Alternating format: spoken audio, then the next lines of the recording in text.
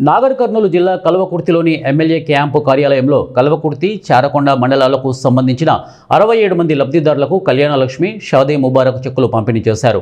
భారత తొలి మహిళా ప్రధాని స్వర్గీయ ఇందిరాగాంధీ జయంతి సందర్భంగా విగ్రహానికి పూలమాలలు వేసి ఘన నివాళులు అర్పించారు. అనంతరం ఎమ్మెల్యే కసిరెడ్డి నారాయణ రెడ్డి మాట్లాడుతూ ముఖ్యమంత్రి రేవంత్ రెడ్డి పాలనా దక్షతతో 2 ఏళ్లలో రాష్ట్రం అద్భుత ప్రగతి సాధించింది అన్నారు.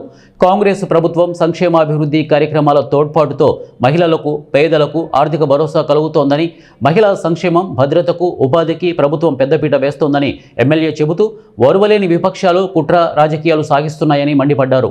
ఎన్నికలప్పుడే రాజకీయాలు చేయాలి, ప్రభుత్వ పథకాలు అర్హులైన అందరికీ అందాలని అన్నారు. స్థానికంగా ఏవైనా సమస్యలు ఉంటే పార్టీలకు అతీతంగా తమ దృష్టికి తీసుకువస్తే సాయశక్తులా పరిష్కరించడానికి కృషి చేస్తామని ఎమ్మెల్యే కసిరెడ్డి నారాయణ రెడ్డి భరోసా ఇచ్చారు. ప్రభుత్వం అవకాశం ఇచ్చిందని చెప్పేసి మీకు అందరు కూడా తెలియజేస్తా ఉన్నాను. ఆర్టీసీ బస్సులో మనం అందరం అంటే మహిళలందరికీ ఫ్రీగా వెళ్తున్నారు.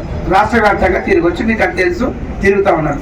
కానీ ఏం మాట్లాడుతుందంటే కాంగ్రెస్ ప్రభుత్వం వచ్చే, రేవంత్ రెడ్డి గారు వచ్చే బస్సులో కూర్చుని పెడుతుండ్రు, కానీ ఇందులో సీటే దొరుకుతలేదు అని కొంతమంది.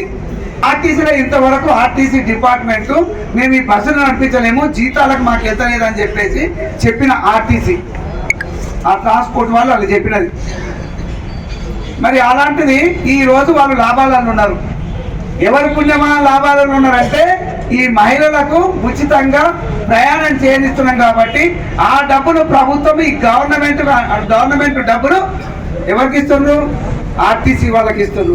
ఎంత ఇస్తున్నారు? ఒక నెలకు 330 కోట్ల రూపాయలు, దాదాపు ఒక 4 కోట్లు ఎక్కువ తక్కువ, ప్రతి నెల 330 కోట్ల రూపాయలు ఇట్లా ఇస్తా ఉన్నారు. 200 యూనిట్లు కరెంటు మాఫీ చేస్తున్నాం కాబట్టి ఆ బిల్లు తీసుకోకుండా వాళ్ళ తప్పుకెళ్ళి కడుతున్నాం. మరి ఇది బాగా ఆలోచన చేయండి మీరు. అదేవిధంగా ఈ 500 సిలిండర్ ఏదో లేటుగా వస్తున్నాయి, దాన్ని కూడా ఒకసారి రివ్యూ చేసి ఏం జరుగుతుందో చూస్తాం. మేము 500 రూపాయలకు సిలిండర్ సబ్సిడీ తోటి వస్తూ ఉంది. ఆ ప్రభుత్వం రేషన్ కార్డు ఇచ్చిందో చెప్పండి. చాలా మంది మేము ఎలక్షన్లో పోయినా అంతకు మొదలు అడిగినా కూడా మాకు రేషన్ కార్డే లేదు, ఎప్పుడు ఇస్తావు అంటే ఆ దుకాణం తెరవలేదని చెప్పినాం.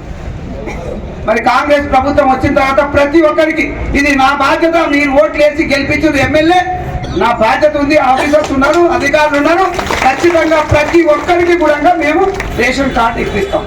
మన కుటుంబాలకు వస్తున్నాయి, ఒక్కొక్క వ్యక్తికి లేదా మీరే చెప్పండి. చాలా సంతోషపడతా ఉన్నారు, ఇవన్నీ చేస్తా ఉన్నారు. గతంలో చేయలేదు, దొడ్డు బియ్యమే ఇచ్చిండ్రు. ఇక్కడ స్కూళ్ళల్లో సన్న బియ్యం ఇస్తామని చెప్పిండ్రు అప్పుడున్న ప్రభుత్వం. అవి ఇంకా ఎన్నో బాధలు ఉన్నాయి. మొన్న కూడా మాట్లాడుతున్నావు, ఎవరో నలుగురు నువ్వు పిలుచుకుంటున్నావు, ఆ పిల్లలు లోపల ఉంటారు, పంతులు ఎక్కడ ఉంటారు, మాట్లాడుతూ వెళ్ళిపోతుంది.